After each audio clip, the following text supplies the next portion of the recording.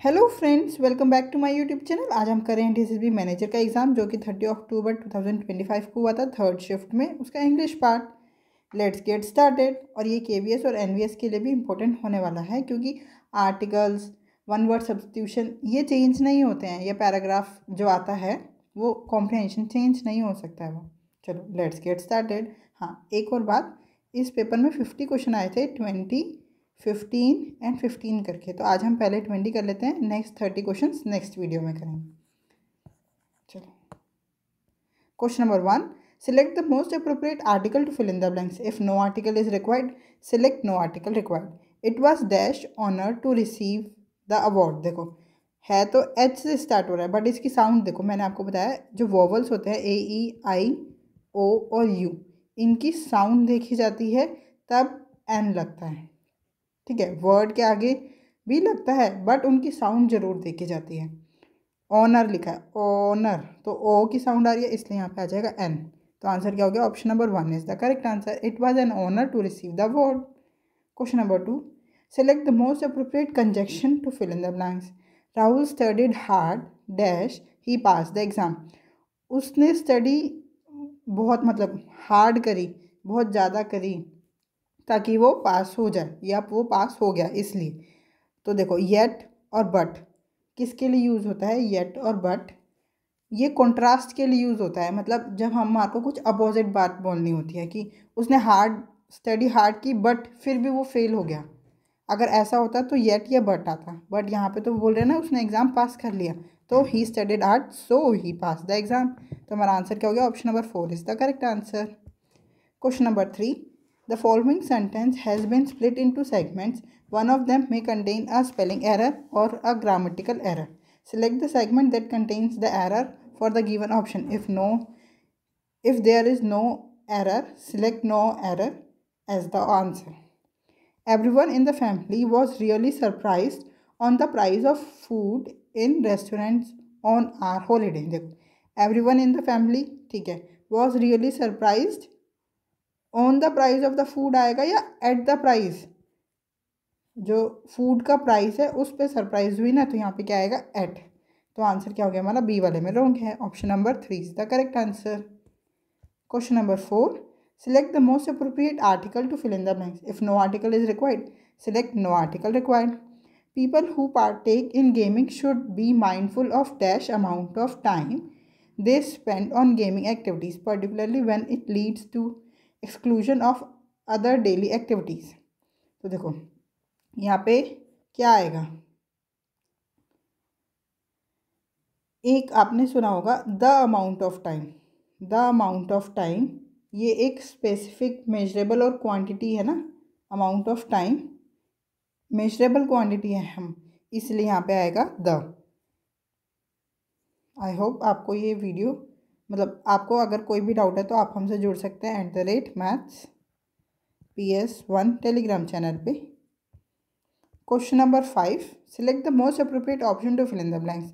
She dash spend the money more carefully as she is well aware of her monthly income. तो यहाँ पे क्या आएगा? देखो, वो क्या बोल रहे हैं कि उसको जो मनी है वो बहुत केयरफुली स्पेंड करती है क्योंकि उसको अपनी मंथली इनकम पता है। She is well aware of her monthly income. तो dare to, will, ought to have या ought टू? तो शी, देखो ought टू तो आएगा ही, बट यहाँ पे किसकी बात हो रही है? स्पेंड। यहाँ पे स्पेंड फर्स्ट फॉर्म नहीं लिखी है, सेकेंड और थर्ड फॉर्म है, इसलिए यहाँ पे क्या आ जाएगा? ought to have. Option number 3 is the correct answer. She ought to have spend the money more carefully as she is well aware of her monthly income. Question number 6, article हमारे को बताना है इस फिल इन द ब्लैंक्स के लिए। Many people around dash world are engaged in video gaming and gambling behaviours which are recognised as addictive behaviour. Many people around, देखो world की बात हो रही है तो हम वर्ल्ड के लिए क्या वर्ड यूज़ करते हैं? The. Many people around the world, ठीक है। तो आंसर क्या हो गया? Option number 1 is the correct answer. Question number 7. Select the most appropriate option to replace the underlined segment and rectify the given sentence. Hardly they had finished their lunch when the manager called a meeting in the office. देखो, hardly एक negative word है और hardly मतलब ना के बराबर। और hardly के साथ जब हम यूज़ करते हैं ना, तो ये हार्डली के साथ हम इन्वर्शन यूज़ करते हैं। क्या यूज़ करते हैं? इन्वर्शन। इन्वर्शन में पहले ऑक्सिलरी वर्ब आती है, देन सब्जेक्ट आता है। ऑक्सिलरी वर्ब देन सब्जेक्ट, तो क्या आ जाएगा? Hardly had they. Hardly had they, दोनों अपोजिट हो जाएंगे। क्या लिखा है? Hardly had they. Option number 3 is the correct answer. Question number 8, select the most appropriate option to fill in the blanks. Let me know the problem you are always worried. मैं तुम्हारी वो problem जानना चाहूँगा जिसके लिए तुम हमेशा worried रहते हो। तो worried about, you always worried about, worried के साथ अबाउट यूज़ होता है। तो हमारा आंसर क्या हो गया? Option number 1 is the correct answer. Question number 9, इसमें भी आर्टिकल चूज़ करना है। She wants a dash new car for her birthday. देखो मैंने शायद आंसर भी बता ही दिया। She wants a new car, क्योंकि यहाँ पे कार पर्टिकुलर मतलब पर्टिकुलर नहीं है ना, स्पेसिफिक है। उसने कहा है कि उसको एक कार चाहिए। अब वो तो कोई भी कार हो सकती है ना, ये मत कहना कि टॉय कार। तो मतलब कोई भी ब्रांड की, छोटी बड़ी, यहाँ पे ऐसे कुछ पर्टिकुलर स्पेसिफिक नाम नहीं दिया है, इसलिए हमने अ लगाया है। तो आंसर हो गया option number 1 is the correct answer. Question number 10, select the most appropriate option to replace the underlined segment and rectify the given sentence. If the committee would have approved the proposal earlier, the project could have been completed by now. देखो जब भी sentence if से start होता है तो वो हमारी conditions होती है। देखो if plus had plus past participle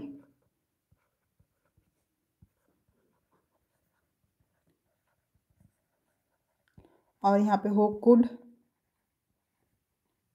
would या माइट,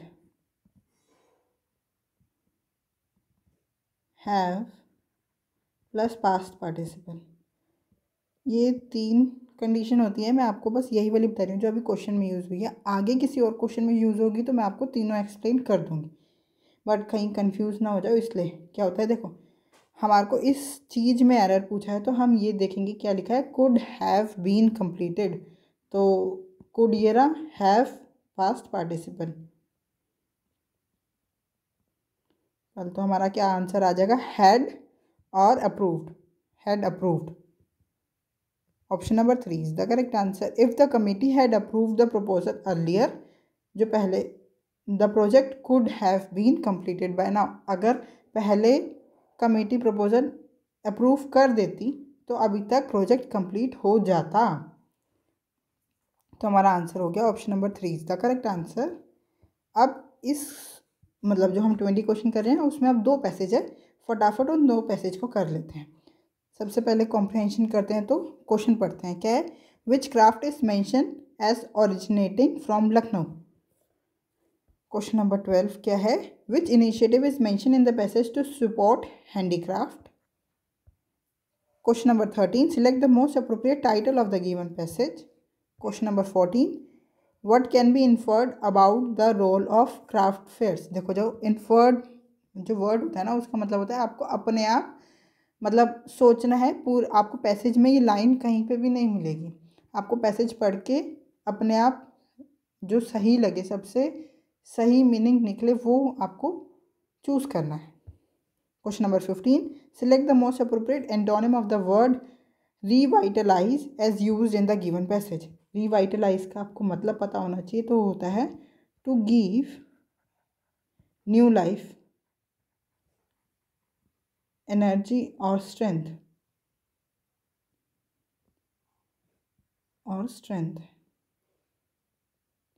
वो आंसर हम बाद में देखेंगे। सबसे पहले कॉम्प्रिहेंशन पढ़ते हैं। क्या है? Indian handicrafts are a vivid expression of the nation's culture, heritage and diversity, rooted in centuries old tradition. These crafts embody the artistic brilliance of different regions, from the exquisite chikankari embroidery of Lucknow, Lucknow की पूछा था ना क्या है, chikankari embroidery. To the intricate wood carvings of Saharanpur. Each craft reflect the identity and history of place of origin. Handicrafts play a crucial role in providing employment, especially in rural areas where millions depend on the sector of their livelihood. Moreover, they are a significant contributor to India's economy and an essential part of its export. However, the sector faces challenges such as competition from machine made products and dwelling patronage. Effect, efforts like Make in India and craft fairs aim to revitalize these industries. Revitalise मतलब एक नई जान दे दी है ना, मैंने आपको बताया था अभी नीचे। और कौन सा एफर्ट है, मेक इन इंडिया, ये भी पूछा था। Beyond economic preserving handicrafts is vital for sustainable the cultural tapestry of India, ensuring that future generation inherent a legacy rich in history and artistry. क्या है क्वेश्चन नंबर 11, अब दोबारा देख लेते हैं। Which craft is mention as originating from Lucknow, that is chikankari embroidery. Option number 2 is the correct answer. Question number 11, which initiative is mention, question number 12, which initiative is mention in the passage to support handicraft, that is make in India. Option number 2 is the correct answer. Question number 13, select the most appropriate title of the given passage. The significance of Indian handicrafts, urbanization impact on artisans, modernization and traditional crafts, economic importance of Indian handicrafts. देखो पूरे जो हमने passage पढ़ा है उसमें significance ही बताया है handicrafts का, इंडियन हैंडीक्राफ्ट्स का। तो आंसर क्या हो गया, option number 1 is the correct answer. Question number 14, What can be inferred about the role of craft fair. Craft fair, देखो मैं अभी ऊपर एक वर्ड लिखा था क्राफ्ट फेयर रिवाइटलाइज करके, तो एक नई जान देता है मेक इन इंडिया एफर्ट और क्राफ्ट फेयर। तो do discourage machine made products, they are limited to local markets, they promote crafts and provide exposure, the only benefit urban artisans. तो देखो क्राफ्ट फेयर क्या होता है, they promote crafts and provide exposure. Option number 3 is the correct answer. Antonym बताना है revitalise, तो to give new life, energy and strength. इसका हम अपोजिट देखते हैं, इनविगोरेट, रीस्टोर, डेप्रिशिएट या इनोवेट। देखो मैं आपको इन सब के मतलब भी बता देती हूँ। डेप्रिशिएट का मतलब क्या होता है, to reduce in value, to reduce in value.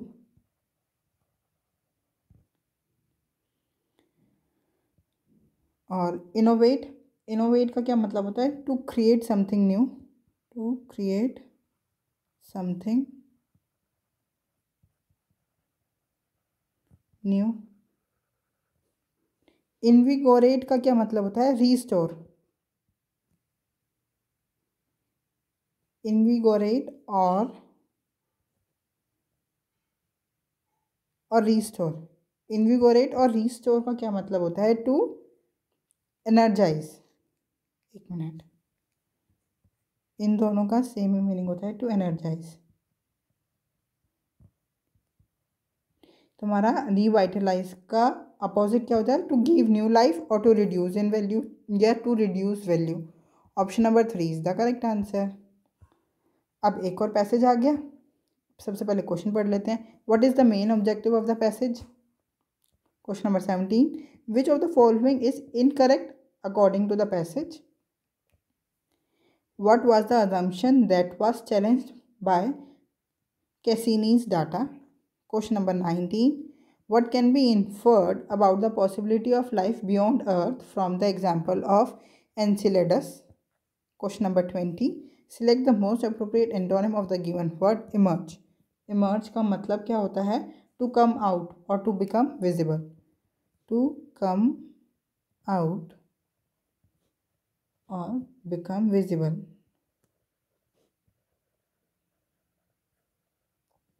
Disappear, छुप जाना, to go sight, to go out of sight। तो to emerge का मतलब होता है दिखना, disappear का मतलब होता है to छुप जाना, to go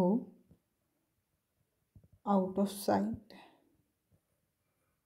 तो आंसर क्या हो गया हमारा? Option number 1 is the correct answer. Appear दिखना। इनकारनेशन, इनकारनेशन का क्या मतलब होता है?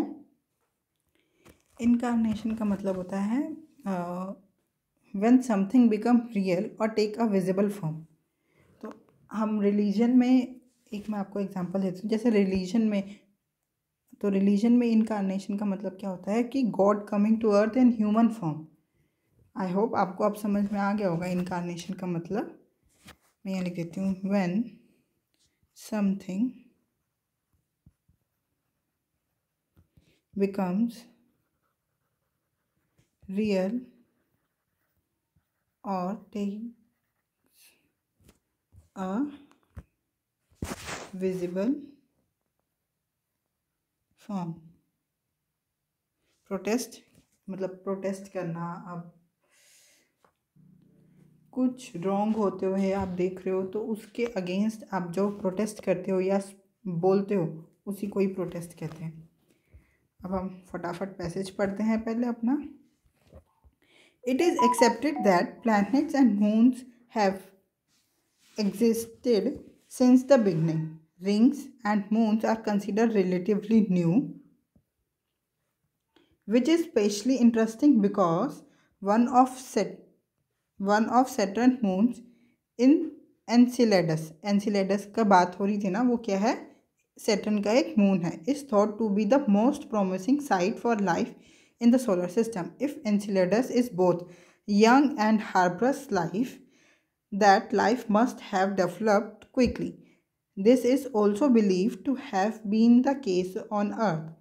If true for Enceladus, it would support the idea that life evolves easily when the conditions are favorable.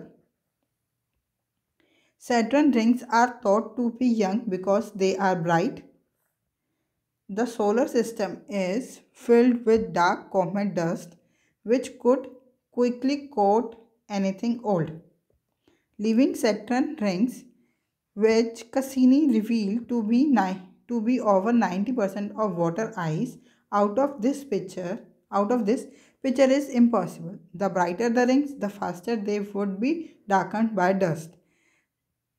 Jeff Cusey, a NASA scientist involved in the Cassini mission, told the Lunar and Planetary Science Conference in Houston that combining mass estimates with Cassini's data on comet dust density near Saturn suggests that the rings are between 200 million and 700 million years old. The age aligns with a 2016 theory by Matija Cook of the SETI Institute and colleagues. An ancient set of moons may have destroyed themselves, forming Saturn rings and its current inner moons, Rhea, Leona, Thetis, Enceladus, and Mimas. Question क्या? What is the main objective of the passage?